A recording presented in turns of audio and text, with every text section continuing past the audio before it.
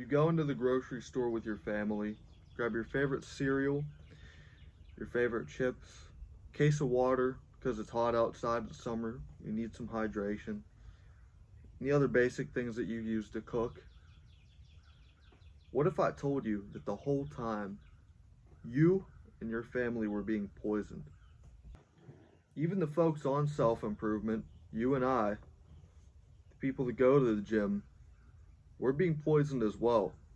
It's in every single thing that you look at just about, and what I'm talking about is a thing called seed oils. Now, these things are terrible. You don't want to be eating these at all. They're not even fit for consumption. When they were originally created back in the early Industrial Revolution, they were made strictly to lubricate machines and equipment. Now, does this sound like something that we should be putting in our bodies? Back in the early 1900s, a company called Crisco, they decided to start using it as a butter and animal fat alternative because it's cheaper and they could turn a bigger profit.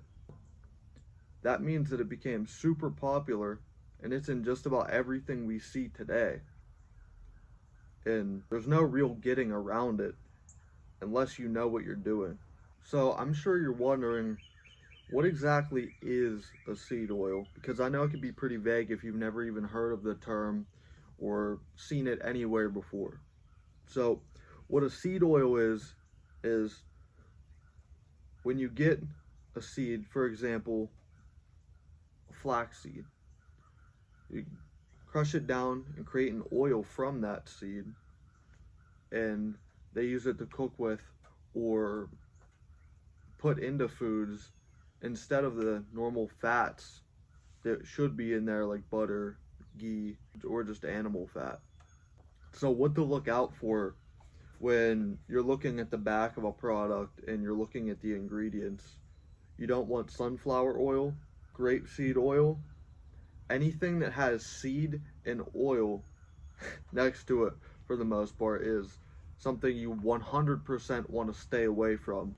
Not only are seed oils a detriment to your health because they're inflammatory, but there's been a pretty big correlation between the introduction of seed oils and the rise of cancer and other health conditions that I'm not going to go down the long list of right now, but you could do your own research. Now, circling back to grabbing yourself a case of water. Now, what's the problem with that? Surely they're not putting seed oils in water, right? They're actually not. But what they are putting in your water and have been putting in your water for years and years on end is what's called fluoride. And I'm sure that you're familiar with this and you've heard this before, but what you might not be aware of is the problem that arises with fluoride being in your water at all times. The problem with having too much fluoride is, well, one, you can 100% have too much fluoride in your system. You really shouldn't have much at all, but the problems that arise from this is it starts to block your pineal gland in your brain. I don't know how much you know about brain chemistry, but it's not good. I'll just put it that way. And it's not just in your water. See, back in 1955, a brand that you're probably all too familiar with, Crest, started putting fluoride in the toothpaste, and from then, the propaganda machine has made it seem like, oh, fluoride's this great thing that needs to be in toothpaste, needs to be in your water, which it does harden your teeth, but it also yellows them. It affects your pineal gland, as I said, and it shouldn't be something that we should be ingesting either, because when it originated, it was a byproduct from the factories, and they just wanted to get rid of it and turn a profit. See, when Crest first started buying this fluoride, it was a toxic byproduct from factory waste that the factories wanted to then turn a profit to get rid of, instead of paying the really high amount that they had to actually properly get rid of it. Now again, think to yourself, does this sound like something that you want in your body? So now that you understand a little bit as to how detrimental this is, what do we do about it? Because we can't just sit here and talk about it and talk about how bad it is. So what we have to do is filter this out of our water and understand where we're getting our water from by either getting pure spring water or getting a reverse osmosis system, which is the only way that we can actually filter this out of the system. So we have to make sure that we're not drinking this fluoride anymore, because you'll feel the difference right away. It changes your whole life. Now, for the seed oils, the way to stay away from seed oils is, first off, throw away any of the bullshit that you have that you know is a seed oil.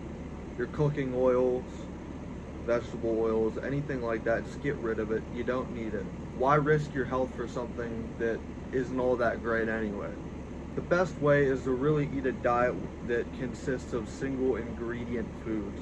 Now, I've said this already about losing weight and reducing body fat, but as soon as you get down to single ingredient foods, you know exactly what's in them. So you can cook them with your butter, your ghee, your animal fat, and you won't have to worry about the seed oil. Now, for when you're eating out, I'd recommend to just start eating out a lot less until you really understand what to look for and what questions to ask. But most high-end restaurants, they'll use butter, use ghee for you, but it's always worth asking just to see what they're cooking their food with. And from there, you can decide if you really want to eat there. Not only do I want you to educate yourself about this, educate the people around you that you care about too, because I want to remind you, your parents, the ones that you care about, they are eating this shit, and slowly they are developing cancer as well. And I want you to keep that in your mind.